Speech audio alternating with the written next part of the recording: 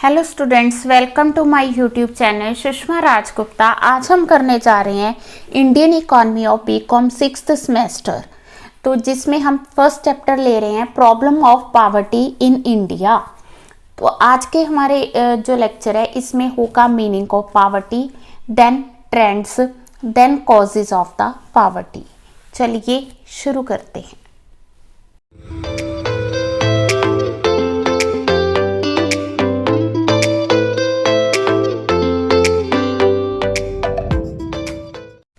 हाँ जी, सबसे पहले पॉवर्टी होती क्या है?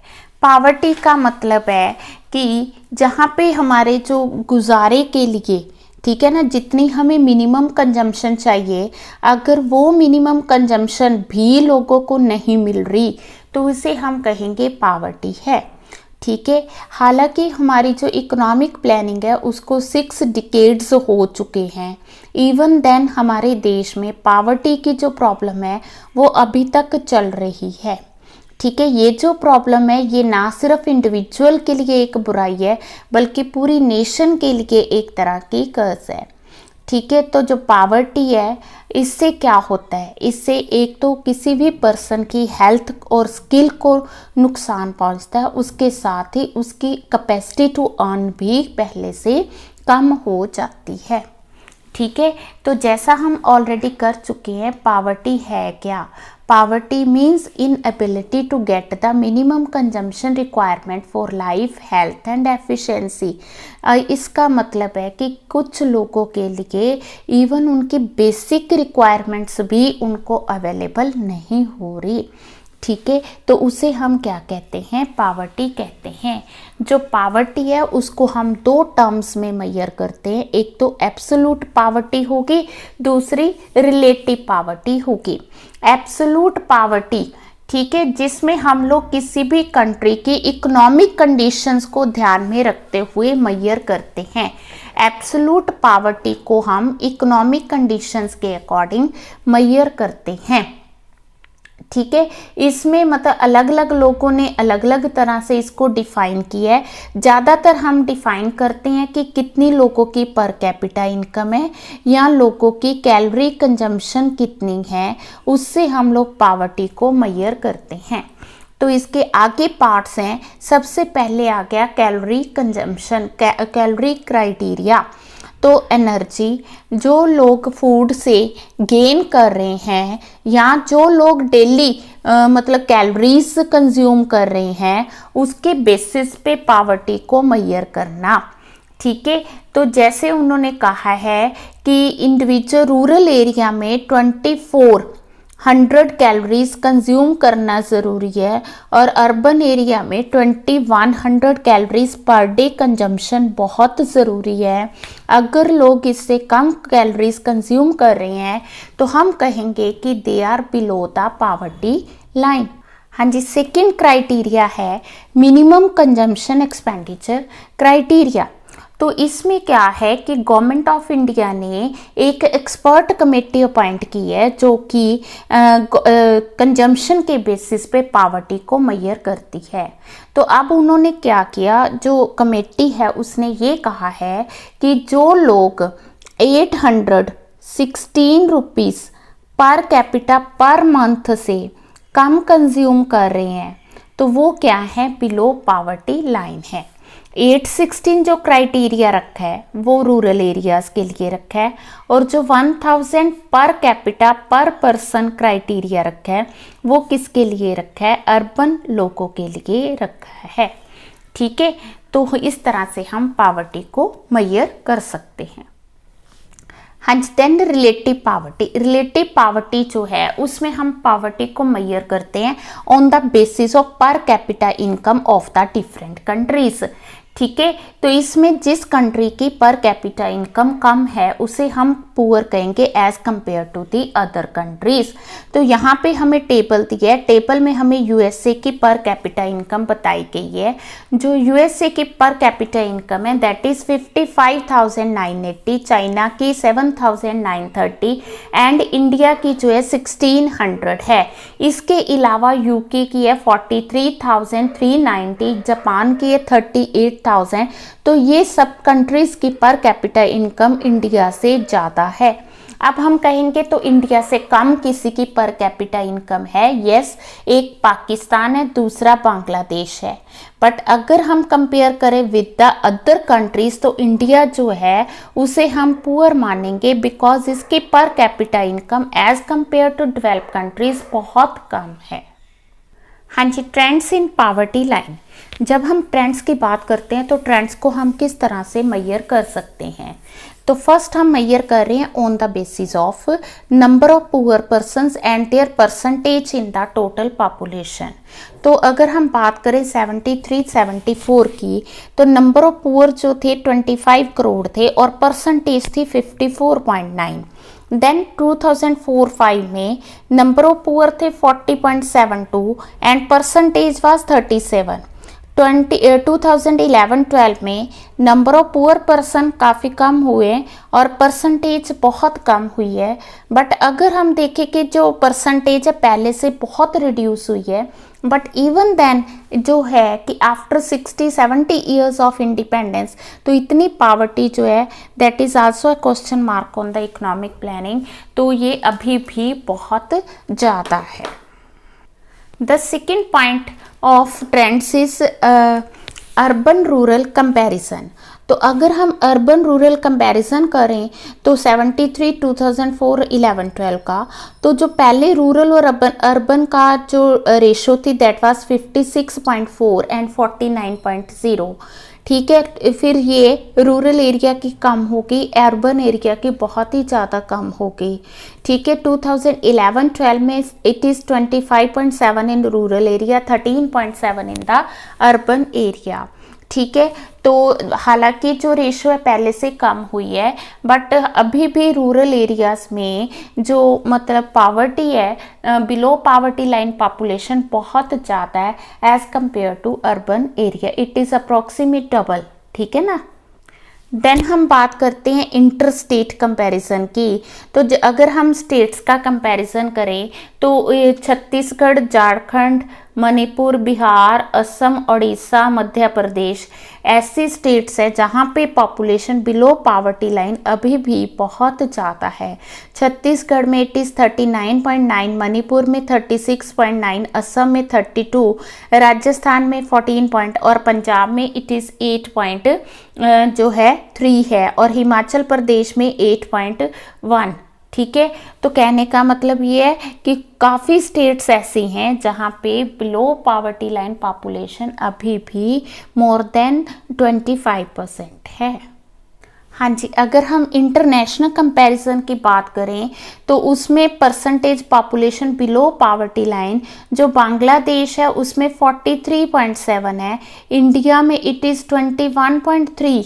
ठीक है, और जो डेवलप्ड कंट्री हैं यूके होगी, यूएसए होगी, जापान होगी, जर्मनी होगी, तो यहाँ पे जो पावर्टी लाइन से below population that is less than 1 बहुत ही कम है। तो इससे अगर देखें तो इंडिया की जो पॉपुलेशन बिलो पावर्टी लाइन अभी भी as compare to other countries ज़्यादा है। हाँ जी, हम कह रहे हैं कि इंडिया में जो पावर्टी है बहुत ज़्यादा है। अब उसके रीज़न क्या है, क्यों इंडिया में पावर्टी इतनी ज़्यादा है? तो first reason is heavy pressure of population. तो इंडिया में जो पॉपुलेशन है बहुत ही ज़्यादा रेट से इंक्रीज़ कर रही है। ठीक है ना, तो इसमें इंडिया में पॉपुलेशन की जो ग्रोथ रेट है बहुत रैपिड है। ठीक है, इसकी वजह से इकोनॉमिक डेवलपमेंट पे भी असर हो रहा है।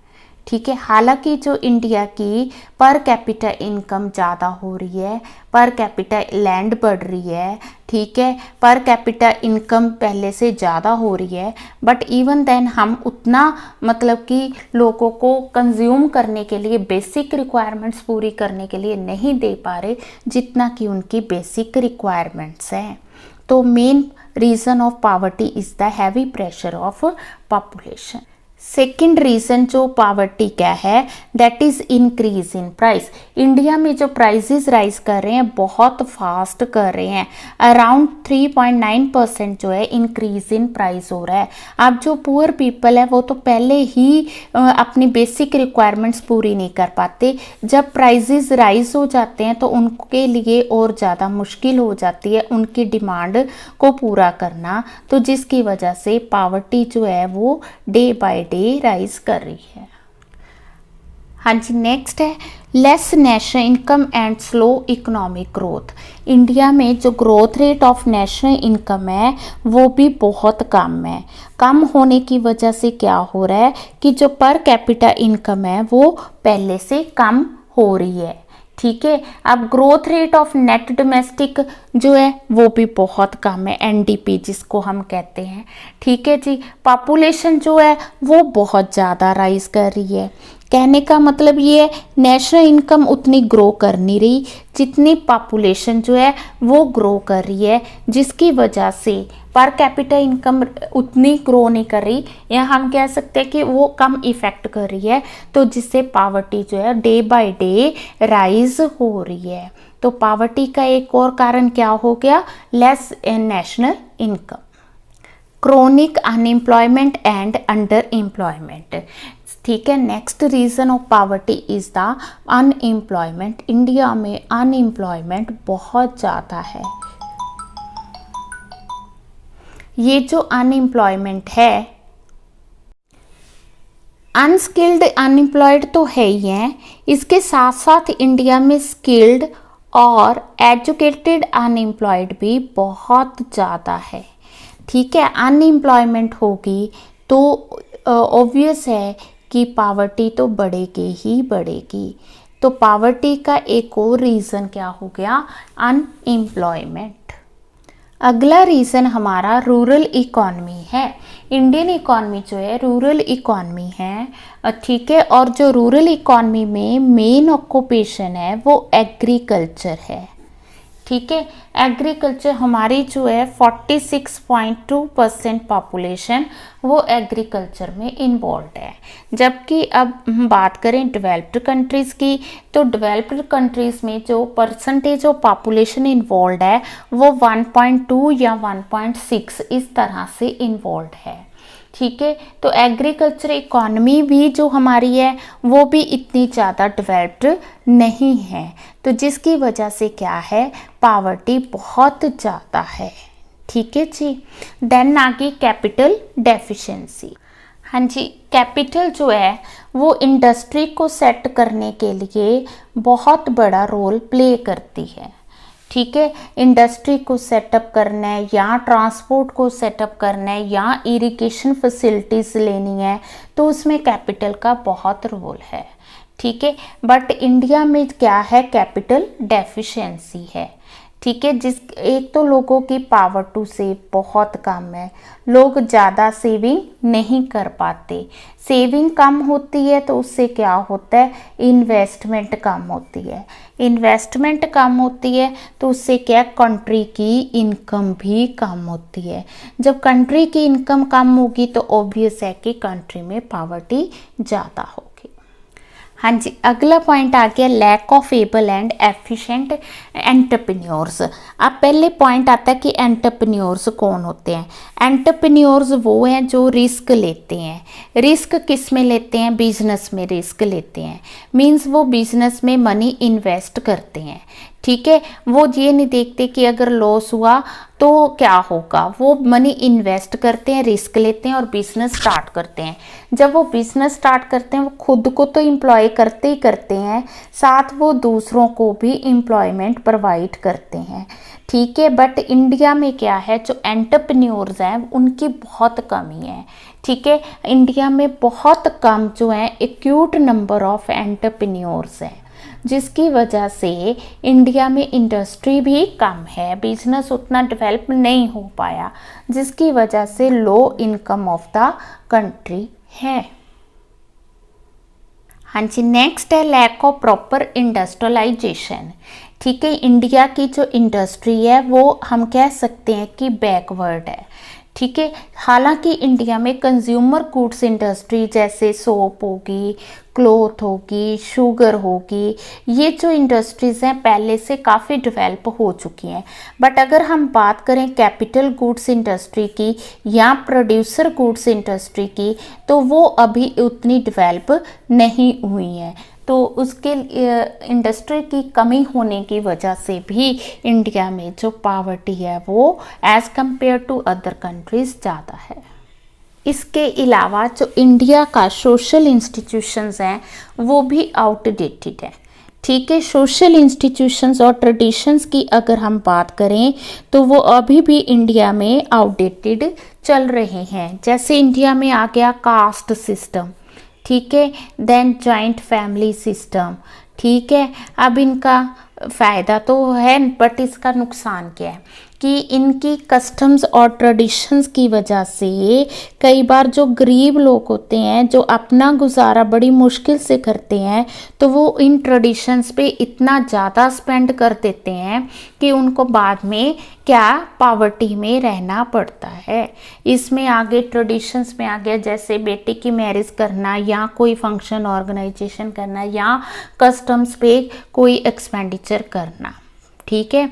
तो आउटडेटेड सोशल इंस्टीट्यूशंस भी पावर्टी का एक रीज़न है। हाँ जी, under utilization of the natural resources. तो यहाँ पे हम अंडर यूटिलाइजेशन की बात क्यों कर रहे हैं, क्योंकि नेचुरल रिसोर्सेज तो हमारे पास बहुत ज़्यादा है, ठीक है। हम ये नहीं कह सकते कि हमारे पास नेचुरल रिसोर्सेज जो हैं वो कम हैं। हाँ जी, नेक्स्ट पॉइंट है under utilization of natural resources. अगर हम बात करें नेचुरल रिसोर्सेज की तो इंडिया में ये नहीं कि नेचुरल रिसोर्सेज कम है, इंडिया में नेचुरल रिसोर्सेज बहुत ज़्यादा है। हम बात करते हैं मिनरल्स की तो इंडिया में आयरन, कोल, ठीक है, मैग्नीज, तो बहुत ज़्यादा रिसोर्सेज है। अगर हम बात करते हैं रिवर्स की तो इंडिया में रिवर्स बहुत ज़्यादा है जिससे हम हाइड्रो इलेक्ट्रिसिटी बना सकते हैं। इसके अलावा इंडिया में सॉइल बहुत ज़्यादा फर्टाइल है बट इन रिसोर्सेज को अब प्रॉपर यूज़ नहीं किया जाता। क्या किया जाता है, यूज़ तो किया जाता है बट अंडर यूटिलाइज किया जाता है, जिसकी वजह से क्या है इंडिया उतना डेवलप नहीं हो पाया और पावर्टी अभी भी एग्जिस्ट करती है। Lack of well developed means of transport भी इंडिया में उतना डेवलप नहीं हो पाया जितना होना चाहिए था।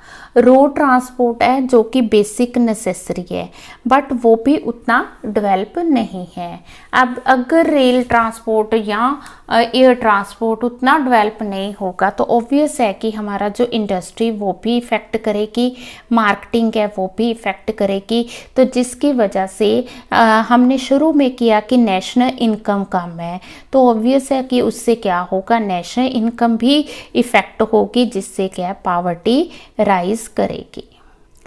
Unequal distribution of income, India में जो डिस्ट्रीब्यूशन ऑफ इनकम है बहुत ज़्यादा है, अनइक्वल है, बहुत ज़्यादा अनइक्वल है। जो अमीर हैं बहुत ज़्यादा अमीर हैं, जो गरीब हैं बहुत ज़्यादा गरीब हैं। हालांकि गवर्नमेंट ने जो टैक्सेस प्लान किए वो इस तरह से प्लान किए कि जो अमीरों पे ज़्यादा टैक्स लगे, गरीबों पे कम लगे, सो दैट उन दोनों के बीच में इक्वालिटीज़ आ सके। बट वो जो हैं प्लान्स उतने सक्सेसफुल नहीं है। अभी भी इंडिया में जो गैप है between the rich and poor that is much more which also rise to poverty.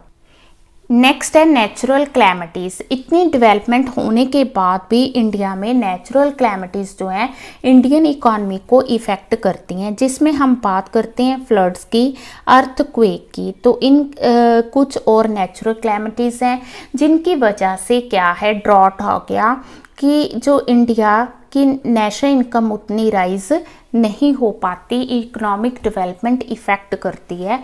तो ये सारे रीज़न है जो कि पावर्टी को राइज करते हैं। हाँ जी, नेक्स्ट है कि करप्शन। इंडिया डेवलप तो हो रहा है बट इंडिया में जो करप्शन है वो उसको कहीं उसकी डेवलपमेंट को रोक के रखे हुए है, ठीक है। तो ये सिर्फ एग्रीकल्चर सेक्टर में ही नहीं है, इंडस्ट्री और ट्रांसपोर्ट सब जगह जो करप्शन है उनको डेवलप होने से रोकती है, ठीक है। कई तरह के गवर्नमेंट ने प्रोग्राम्स भी चलाए हैं पावर्टी को ख़त्म करने के लिए, बट ड्यू टू करप्शन क्या है, वो जो प्रोग्राम्स चलाए गए हैं उनका बेनिफिट उन गरीबों तक नहीं पहुंच पाता, या कह दो कि पहुंच तो पाता पर उतना 100% उन तक नहीं पहुंच पाता ड्यू टू करप्शन, ठीक है। और इंडिया का जो वर्क कल्चर है वो भी पुअर है, ठीक है। इंडिया में जो लोग हैं वो लेथार्जिक है। लेथार्जिक मीन्स जितना उनको ज़रूरत है उतना कमाते हैं, कमाने के बाद वो ज़्यादा अर्न करने की कोशिश ही नहीं करते, या वो जो जॉब्स करते हैं उनका मकसद होता है कि हम लोग स्टेटस जॉब्स ही करें, अगर किसी को दूसरी जॉब मिलती है तो वो उसे एक्सेप्ट ही नहीं करते। तो वर्क कल्चर जो है वो भी इतना अच्छा नहीं है, जिसकी वजह से पावर्टी ज़्यादा है। इसके अलावा जो इंडियन एजुकेशन सिस्टम है वो टेक्निकल नहीं है। टेक्निकल मीन्स कि जैसे स्टूडेंट ने जो है एजुकेशन कंप्लीट की, वो जॉब ओरिएंटेड हुई, साथ ही उसको जॉब जो है मिल जाएगी।